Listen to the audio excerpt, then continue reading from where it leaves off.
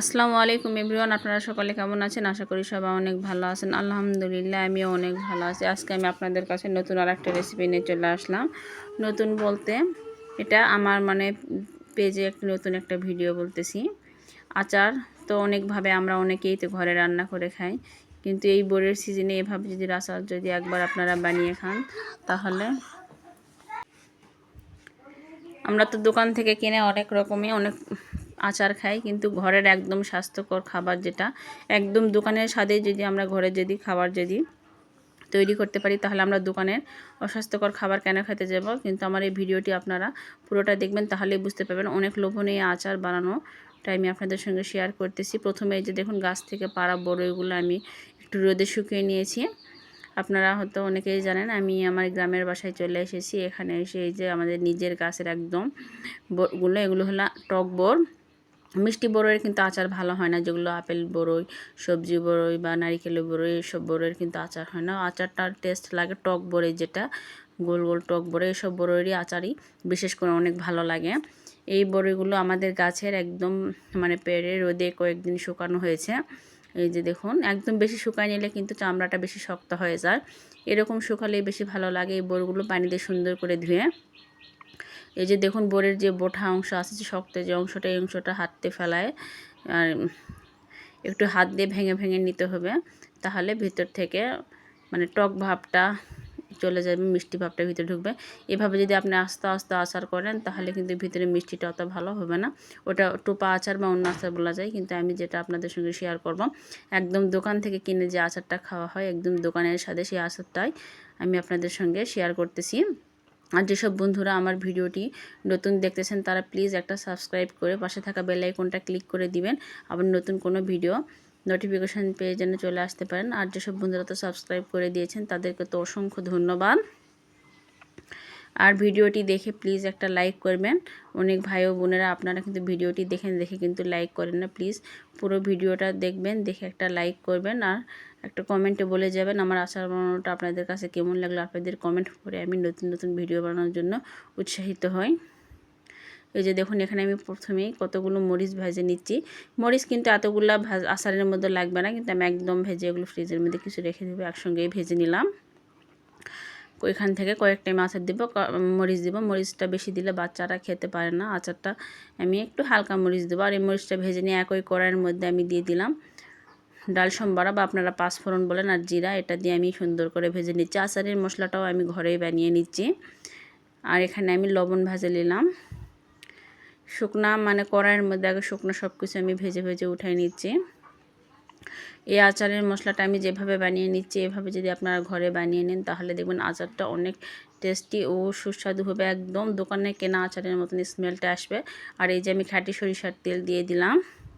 আচার বানানোর জন্য আপনারা খাঁটি সরিষার তেলটাই ব্যবহার করবেন। প্রথমত পেঁয়াজ কুচি, রসুন কুচি, আর এখানে আমি তেজপাতা, দারচিনি দিয়ে দিলাম। এটা দিয়ে আমি পেঁয়াজের মধ্যে সুন্দর করে তেলের মধ্যে ভেজে নিচ্ছি। আচারের মধ্যে যদি আপনি খাঁটি সরিষার তেল দেন, তাহলে আচারের সুন্দর একটা স্মেল আসার, আচারের টেস্টটা অনেক সুন্দর হয়। অনেকে কিন্তু সয়াবিন তেল দেন, কিন্তু আচারের মধ্যে সয়াবিন তেল দিবেন না। আর দোকান থেকে একটু খাঁটি সরিষার তেলই কেনার চেষ্টা করবেন। পেঁয়াজটা একটু ভাজা হয়ে যেতে আমি দিয়ে দিলাম এখানে আস্ত গোটা জিরা। আর এই যে দেখুন, আমি বড়ইগুলো একদম বোটা ছাড়ে কিন্তু হাত দিয়ে মেখে একটু গালিয়ে নিয়েছি। এভাবে আমি প্রতিটা বড়ই আর কি ফেটে ফেটে নিয়েছি। এই যে দেখুন, আমি সুন্দর করে এটা আমি তেলানি করে নিচ্ছি। নিয়ে এখানে আমি একটু সামান্য হলুদ দিলাম। হলুদটা দিলে আচারের কালারটা সুন্দর আসবে। আর দিয়ে দেবো এখানে লবণ। লবণটা আপনারা আপনাদের টেস্ট অনুযায়ী দিবেন। আর মনে করবেন যে লবণ এর আগে আমি ভেজে নিয়েছিলাম, যে আচারের যে মশলাটা বানাবো, এই মশলার মধ্যেও লবণ দেওয়া আছে, তাহলে এখানে একটু লবণ সামান্য দিতে হবে। বেশি যদি দিতে চান, তাহলে কিন্তু আচারটা বেশি লবণ হয়ে যাবে, তাহলে এতে টেস্টটা অত ভালো আসবে না, টেস্টটা নষ্ট হয়ে যাবে। আর এখানে আমি দিয়ে দিলাম গুড়। আচারের মধ্যে গুড় দিলে আচারটা বিশেষ করে বেশি সুন্দর কালার হয়, খেতেও অনেক ভালো লাগে। এটার মধ্যে চিনি দিলে কিন্তু আচারটা অত সুন্দর লাগবে না। আচারের মধ্যে গুড়টা দিলে আমার কাছে বেশি সুন্দর লাগে, অনেক সুন্দর একটা কালার আসে। আমার আচারের ফাইনাল লুকটা আপনারা দেখলে বুঝতে পারবেন কতটা সুন্দর হয়েছে। আর এখানে গুড় থেকে পানি বের হবে, আর আচার বড়ইটা সুন্দরভাবে সেদ্ধ হওয়ার জন্য আমি দিয়ে দিলাম 1 মগের মতন পানি আর কি। আধা লিটার। এই যে দেখুন পানিগুলো প্রায় শুকিয়ে আসছে। আমি এখানে 15 মিনিটের মতন রান্না করে নিয়েছিলাম আর একটু পরপর নাড়া দিয়েছিলাম। নাড়া দিতে দিতে দেখুন এই যে সুন্দরভাবে বড়ই একদম সেদ্ধ হয়ে গেছে আর গুড়গুলো গলে গেছে। এখন অনবরত এটা নাড়া দিতে হবে। ভালো করে না নাড়া দিলে নিচের দিকে দেখবেন লাগে যাবে, নিচের দিকে লেগে গেলে আচারের টেস্টটাও নষ্ট হয়ে যাবে আর আচারটাও তো ভালো হবে না। এভাবে এখন আমি হিট কমাই দেবো, হিট কমাই দিয়ে মানে হালকা আছে সুন্দর করে আর একটু নেড়ে নিব। এই যে দেখুন কত সুন্দর হয়েছে। আর এভাবে আর বেশি না, আরও 5-7 মিনিট আমি নেড়ে নিব। এটা যখন হয়ে যাওয়ার আগ দিয়ে এখানে আমি যে মশলাটা আমি গুঁড়া করে রেখেছিলাম, ভেজে আমি এগুলো শিলপাটায় বেটে নিয়েছি, এই মশলাটা আচারে আমি উপর দিয়ে ছড়িয়ে দিচ্ছি। এই মশলাটা বেশি আগে দিতে যাবে না, তাহলে কিন্তু এর স্মেলটা নষ্ট হয়ে যাবে। আচারের সুন্দর একটা স্মেল, মশলার যে একটা স্মেল থাকে, এটা ঠিক আচারটা নামানোর 5 মিনিট আগে দিবেন। দিয়ে আচারটা সুন্দরভাবে মশলাটা মিক্স করে নেবেন।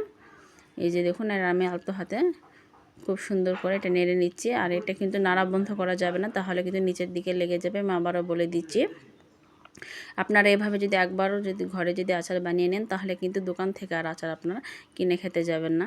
জাস্ট বাজারে দেখবেন শুকনো বড়ই তো দাম কম, এভাবে আপনারা 2-3 কেজি বড়ই এনে যদি এভাবে আচার বানিয়ে রাখেন, সারা বছর কিন্তু সংরক্ষণ করে নিতে পারবেন। দোকান থেকে আর অত টাকা দিয়ে আচার কিনতেও হবে না। আর দোকানের খাবার তো স্বাস্থ্যের জন্য একদম অস্বাস্থ্যকর, ঘরের খাবার তো একদম স্বাস্থ্যকর। এভাবে আমি ঘরে একদম সারা বছর আচার সংরক্ষণ করি। আচার এভাবে যদি আপনারা বানিয়ে নেন, দেখুন এই যে আমার আচারের কালারটা মাশাআল্লাহ দিলে কত সুন্দর। এটা আমি এখন উঠাই নিচ্ছি, উঠাই নিয়ে এটা একটু রোদে দিব। দেখবেন একদম রোদে দিলে আরও টানে যাবে, আর একটু শক্ত হয়ে যাবে। আর আপনারা রোদে না দিয়েও রাখতে পারেন, কিন্তু আমি এটা বেশি দেখুন একদম শুকনো শুকনো করে ফেলে দিয়েছি। এটা আপনারা ফ্রিজে বা বাহিরেও রাখতে পারবেন সারা বছর, কিন্তু বাহিরে রাখতে গেলে একটু রোদে দিতে হবে। আর যদি ফ্রিজে যদি সংরক্ষণ করেন, তাহলে এমনিতেই এটা এভাবেই রেখে দিতে পারবেন। কিন্তু এটা খাবার সময় চামিচ দিয়ে উঠাবেন, এটা হাত লাগাবেন না। হাত লাগালে কিন্তু আচারটা ফাঁসকা সেতে ধরবে, তাহলে দেখবেন আচারটা নষ্ট হয়ে যাবে। এই যে আমার আচার বানানোটা পুরোটা হয়ে গেছে। আমার আচার বানানোটা আপনাদের কাছে কেমন লাগলো সেটা প্লিজ আপনারা কমেন্টে বলে যাবেন। আল্লাহ।